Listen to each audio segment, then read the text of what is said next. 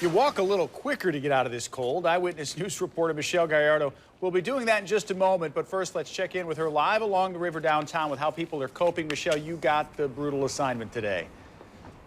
Yeah, well, this is what happens when you miss the morning meeting. You get thrown out into the cold. But, seriously, being outside on a day like today, it really is more than just an inconvenience. It can be downright dangerous. And it is why city officials have spent the day checking in on the city's most vulnerable residents. Fun or folly? Even as bitter cold temperatures tighten their grip around the area, cyclists, walkers, and runners could still be seen along Chicago's lakefront, embarking on their morning routines. For most, however, being outside wasn't a choice, but a necessity. Commuters layering up, walking briskly, even running, trying to get out of the cold as soon as possible. I got several layers on, about 3 pairs of socks, boots, gloves, mittens, the works. I'm going to go do hot yoga for the whole day. I'm going to do 2 classes and escape to Florida.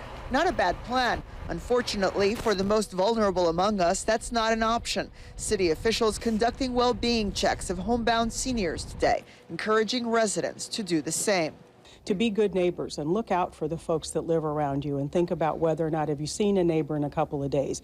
Do you know someone who's old and might be living by themselves? For the homeless, preparations are also being made. On the city's northwest side, Franciscan Outreach has booked all 345 of its shelter beds for tonight, but a wait list is available in an attempt to not turn anyone away. We have experienced many of our guests that have experienced hypothermia. So we know in the 15 to 30 minute period that many of our guests could freeze to death. So our goal is to ensure that everyone comes in tonight on this cold winter night and ensure that they have a hot meal and anything else that they may need tonight.